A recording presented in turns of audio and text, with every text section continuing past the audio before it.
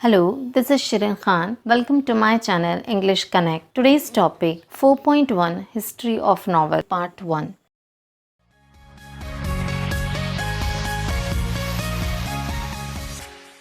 इस वीडियो में हम डिस्कस करेंगे Maharashtra state board English text book के सेक्शन 4 का 4.1 हिस्ट्री ऑफ नॉवेल। अब ये सेक्शन को अगर हम देखें तो ये सेक्शन प्रोज पोइट्री सेक्शन से अलग है। इस सेक्शन पर क्वेश्चंस पूछे जाएंगे पर क्वेश्चन पेपर में कोई भी एक्सट्रैक्ट या पैसेज नहीं दिया होगा, जैसे प्रोज सेक्शन का दिया हुआ रहता है, ये पोइट्री सेक्शन में दिया गया होता है। अब इसका मतलब ये हुआ कि ये क्वेश्चंस मेमोरी बेस्ड है, हमें अपनी मेमोरी याददाश्त से आंसर देने होंगे। तो एक बात क्लियर हो जाती है कि इस सेक्शन को हमें बहुत डिटेल में समझना ही नहीं बल्कि याद भी करना है। अगर 4.1 हिस्ट्री ऑफ नॉवेल इस लेसन को अगर हम देखें तो यहाँ कई नॉवेल्स और उनके नॉवेलिस्ट के नाम दिए गए हैं, जैसे 18th century novelist, 19th century novelist, elements of novel, types of novel. अब ये सब भी हमें याद करने होंगे। Now I know it's a difficult task, specially जब इनमें से ज्यादातर नाम यूरोपियन और अमेरिकन हो तो,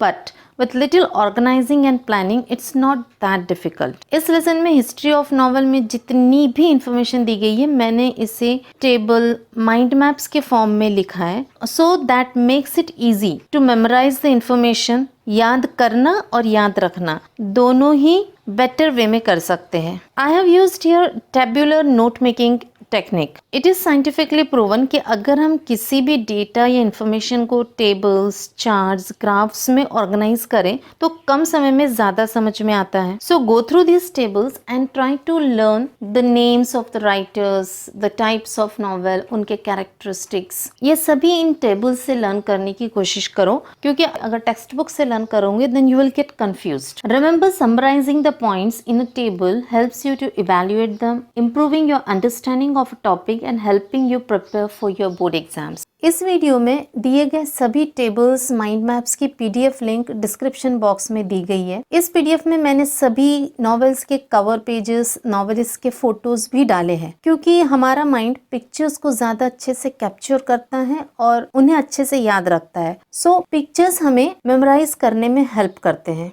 students go through these tables and learn them. अब देखते हैं कि हिस्ट्री ऑफ नॉवेल पर किस तरह से क्वेश्चंस पूछे जाएंगे। सो क्वेश्चन 5 ए में हिस्ट्री ऑफ नॉवेल पे क्वेश्चंस पूछे जाएंगे। 2 क्वेश्चंस होंगे and each question will carry 2 marks. So total 4 marks के क्वेश्चंस पूछे जाएंगे। नाउ क्वेश्चंस किस फॉर्म में होंगे, किस टाइप के होंगे? So questions can be asked as MCQs, multiple choice question हो सकते हैं, match the columns, then chronological order, filling the blanks, true और फॉल्स, एलिमेंट्स ऑफ नॉवेल और एनी अदर नॉवेल एक्टिविटी।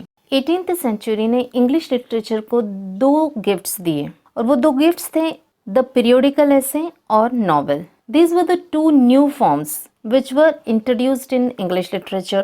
इस वीडियो में हम नॉवेल के बारे में पढ़ेंगे। सो लेट्स सी कि ये नॉवेल होता क्या है और इसके कैरेक्टरिस्टिक्स क्या हैं। So what is a novel? A novel is a relatively long narrative fiction which describes intimate human experiences, normally in a prose form। So novel जो है एक fictional work है, मतलब काल्पनिक कथा होती है जिसमें बहुत intense emotions, feelings डिस्क्राइब किए गए होते हैं और नॉवेल लिखी जाती है प्रोज फॉर्म में। A novel narrates a story embellishing it with more details of time, place, nature, people and their minds, their gestures and activities.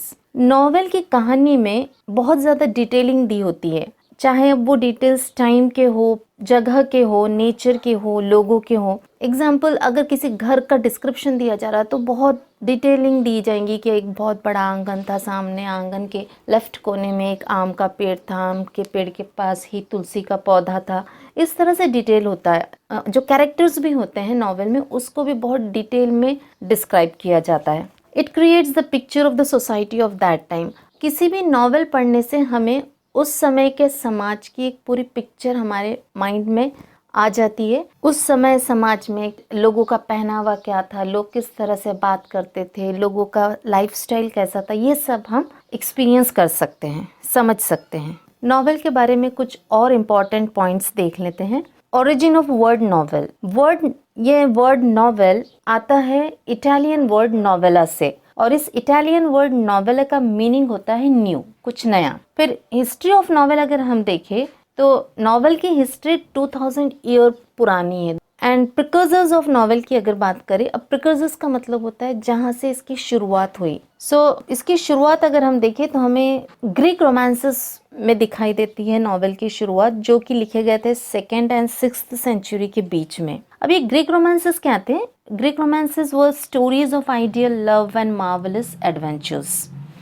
Novel पूरी तरह डेवलप हुआ 18th सेंचुरी में, पर 18th सेंचुरी के बहुत पहले भी नॉवेल से मिलता जुलता लिटरेरी वर्क दिखाई देता है। उनमें नॉवेल की झलक हमें दिखाई देती है, जैसे कि Virgil's Eclogues, Malory's, Morte d'Arthur, Geoffrey Chaucer's the Canterbury Tales. अब वर्ल्ड फर्स्ट नॉवेल की बात की जाए तो वो है Tale of Genji, written by Japanese noble woman Murasaki Shikibu. European novels की शुरुआत होती है स्पेनिश नॉवेल डॉन कीहोतो से, जिसे लिखा था मिगेल डी सर्वांटिस ने।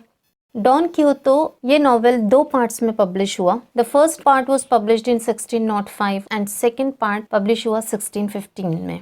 Now let's see factors responsible for the rise of the novel in 18th century. Video में मैं पहले ही बता चुकी हूँ कि नॉवेल की हिस्ट्री 2000 साल पुरानी है, लेकिन नॉवेल पूरी तरह डेवलप हुआ 18th सेंचुरी में। अब देखते हैं कि ऐसे क्या फैक्टर्स थे जो नॉवेल 18th सेंचुरी में इतना पॉपुलर हुआ। इसे समझना जरूरी है, from exam point of view it is important. 18th century में इंडस्ट्रियल रिवॉल्यूशन हुआ, जिसे हम औद्योगिक क्रांति भी कहते हैं। साथ ही साथ ट्रेड मतलब कि व्यापार भी बढ़ा। इस वजह से कई सामान्य लोगों के पास पैसा आने लगा and this give rise to the middle class, जिन्हें मध्यम वर्गीय समाज कहते हैं। अब ये मिडिल क्लास कॉपी करता था हायर क्लास अपर क्लास को। अब हायर क्लास में आते थे राजघराने के लोग, दरबारी लोग जो राजा के करीब होते थे। उस जमाने में reading was very common in upper class, और उनका देखा देखी मिडिल क्लास ने भी रीडिंग में इंटरेस्ट दिखाना शुरू किया। अब अपर क्लास के लोग ट्रेजेडीज एंड रोमांसेस पढ़ते थे, बट मिडिल क्लास को इन ट्रेजेडीज और रोमांसेस में इंटरेस्ट नहीं आया, क्योंकि ये कहानियां रियलिस्टिक नहीं थी, मतलब कि वास्तविकता से बहुत दूर थी, मिडिल क्लास की एवरीडे लाइफ से रिलेटेड नहीं थी। अब इस मिडिल क्लास को ध्यान में रखते हुए नॉवेलिस्ट ने जब नॉवेल लिखना शुरू किया तो उन्होंने इस मध्यम वर्गीय लोगों की एवरीडे लाइफ, उनके प्रॉब्लम को नॉवेल के थ्रू सामने लेकर आए। नॉवेल के जो हीरो हीरोइंस या अदर कैरेक्टर्स होते थे, उनके नाम, उनकी आदतें सभी कॉमन पीपल के जैसे होते थे। रीडर्स को लगता था कि ये कहानी उनकी है, और इस वजह से मिडिल क्लास नॉवेल की तरफ अट्रैक्ट हुआ। दूसरा रीजन देखते हैं नॉवेल की पॉपुलैरिटी का। Drama and poetry were the two literary forms that were fading away in 18th century. Elizabethan age 16th century में ड्रामा बहुत पॉपुलर था, बट 18th सेंचुरी आते आते ड्रामा में लोगों का इंटरेस्ट कम हो गया, और उस ड्रामा की जगह लोगों को कुछ और चाहिए था।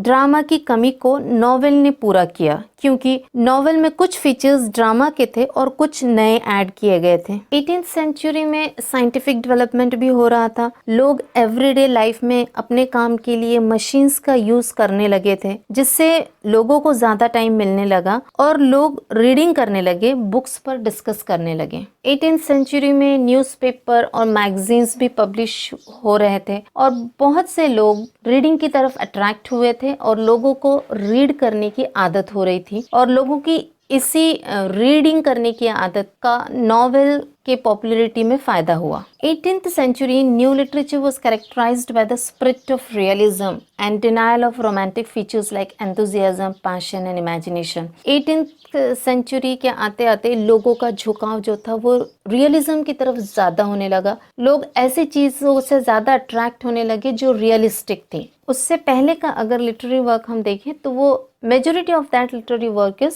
इमेजिनेटिव, जो कि इमेजिनेशन पर बेस्ड था, काल्पनिक था। लेकिन 18th सेंचुरी में लोगों का रुझान रियलिज्म की तरफ हुआ, और नॉवेल की जो कहानियां थी वो रियलिस्टिक पिक्चर प्रेजेंट करती थी। तो इन सब फैक्टर्स की वजह से 18th सेंचुरी में नॉवेल गेन्ड पॉपुलैरिटी।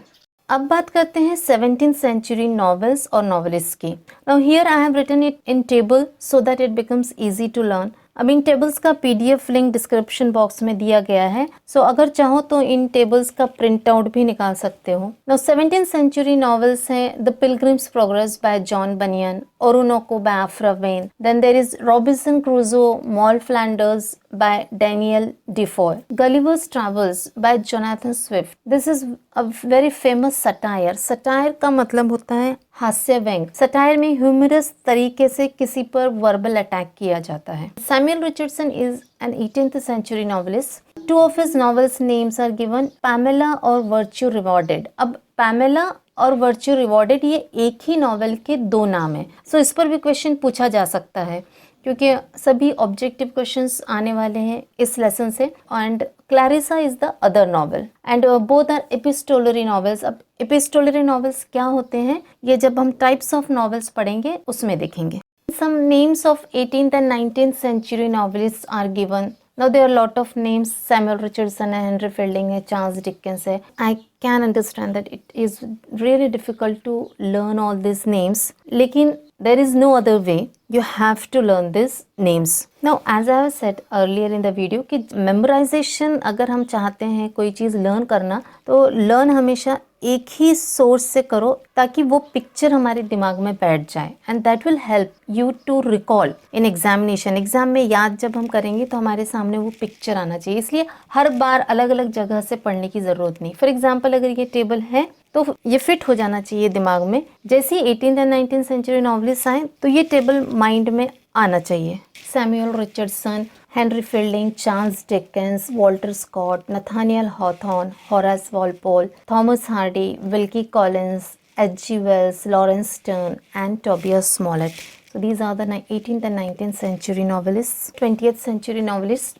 But पहले देखते हैं कि 20th century novels की खास बात क्या थी. So the 20th century novels were marked by modern topics, innovative styles, techniques and widened angles. 20th century के novels बहुत मॉडर्न टॉपिक्स पर लिखे जा रहे थे. फॉर एग्जाम्पल वर्ल्ड वॉर हो चुका था और वर्ल्ड वॉर के बाद के कंडीशंस पर नॉवेल्स लिखे जा रहे थे. Questions were raised on existence of God, feminism, conflict between capital and labour. तो इस तरह के नए नए टॉपिक्स पर नॉवेल्स लिखे जा रहे थे. नॉवेलिस्ट नए नए स्टाइल्स और टेक्निक्स यूज़ कर रहे थे जैसे इंटीरियर मोनोलॉग टेक्निक या stream of consciousness technique. So these are the features of 20th century novels. अब इस पर भी क्वेश्चन पूछा जा सकता है एग्जाम में. So you should know this. सिर्फ नॉवेलिस्ट के नाम ही इंपॉर्टेंट नहीं है. Each and every information that is given in the text book important है और क्वेश्चन किसी भी चीज़ पर पूछा जा सकता है. So I have tried to incorporate as much as information I can in these tables. Here the names are given of 20th century novelists: E.M. Forster, James Joyce, Joseph Conrad, Henry James, George Orwell, Graham Greene, D.H. Lawrence, William Golding and Anthony Burgess. देखते हैं immigrant authors के बारे में. अब immigrant authors वो authors होते हैं जो अपना देश छोड़कर किसी और देश चले जाते हैं और वहाँ हमेशा के लिए बस जाते हैं. सो immigrant authors mentioned in the textbook are Salman Rushdie, India, V.S. Naipaul, Trinidad. Actually, V.S. Naipaul was born in Trinidad. His grandparents migrated from India to Trinidad. Then Kazuo Ishiguro is also an immigrant author. अब जब novels की बात हो रही हो तो women novelist को अनदेखा नहीं किया जा सकता क्योंकि उनका बहुत बड़ा कंट्रीब्यूशन रहा है. तो शुरू करते हैं फ्रांसिस बर्नी से, हु रॉट एवेलिना. अब एवेलिना को नॉवेल ऑफ मैनर्स की कैटेगरी में डाला जाता है. नॉवेल ऑफ मैनर्स ऐसे नॉवेल्स थे जिनमें कस्टम्स, वैल्यूज़ को बहुत ही डिटेल में बताया जाता था. जेन ऑस्टन की बहुत ही famous novel Pride and Prejudice novel of manners consider की जाती है. Then Gothic novels. Gothic novels में हॉरर एलिमेंट होता था, भूत, आत्माएं, मिडिवल ज़माने के पुराने घर. In other words an atmosphere of mystery and suspense create किया जाता था इन गॉथिक नॉवेल्स में. And one of the prominent writers of Gothic novels was Ann Radcliffe. Frankenstein was the first novel based on science and technology, written by Mary Shelley. Then the Bronte sisters are there, Emily Bronte and Charlotte Bronte. Emily Bronte wrote The Wuthering Heights, while Charlotte Bronte wrote Jane Eyre. Now there are many other novels written by these sisters, but इस table में वही नाम दिए गए हैं जो text book में है. Adding other names would just create a confusion. So we need to study only through exam point of view. Then Mary Ann Evans wrote novels reflecting psychological insights. Mary Ann Evans ने ऐसे novel लिखे जो psychology से deal करते थे. जो novels के जो कैरेक्टर्स होते थे उनके साइकोलॉजी को बताया जाता था नॉवेल्स में. मैरी एन इवेंस का पेन नेम था George Eliot. Now pen name का मतलब होता है जब राइटर अपने ओरिजिनल नाम से न लिखते हुए कोई और नाम यूज करते हैं तो उस नाम को कहा जाता है pen name. The pen name of Mary Ann Evans was George Eliot. Stream of consciousness technique novels. Virginia Woolf is one of the most important 20th century authors and also a pioneer in the stream of consciousness technique. अब stream of consciousness technique novels क्या होते हैं इनके बारे में हम जब types of novels पढ़ेंगे वहाँ पर डिटेल में देखेंगे। अब कुछ और विमेन नॉवेलिस्ट के नाम दिए गए हैं टेक्स्ट बुक में। So those are Harper Lee, Margaret Atwood, Toni Morrison and Alice Walker. I won't go into detail of these women novelists. इनके novels के नाम अगर नहीं दिए गए हैं टेक्स्ट बुक में मतलब वो एग्जाम में पूछे नहीं जाएंगे। Here I have prepared a mind map that summarizes this video. इस वीडियो में नॉवल के बारे में जो भी बताया गया है वो सभी पॉइंट्स इस माइंड मैप में डाले गए हैं। इस एक माइंड मैप को देखकर हमें पता चल जाता है कि नॉवल के बारे में हमारी टेक्स्ट बुक में क्या क्या इन्फॉर्मेशन दी गई है। उस इन्फॉर्मेशन को याद करने में भी ये माइंड मैप हेल्प करेगा। All the points are included in this mind map. History of novel, precursors, earlier threads of novel, then the factors responsible for the rise of novel, names of the novelists, names of women novelists. इस complete mind map को हम कह सकते हैं novel at a glance. एक नज़र में हमें novel के बारे में इतनी ज़्यादा information मिल जाती है। So I hope it would help you. So here we come to the end of 4.1 History of Novel Part 1. In part 2, we will see Indian scenario, novella, then elements of novels and types of novels. Please go through the tables, learn the tables. और अगर कुछ ना समझा हो, then you can comment in the comment box. I'll try to clear the doubts. Thank you. Keep watching.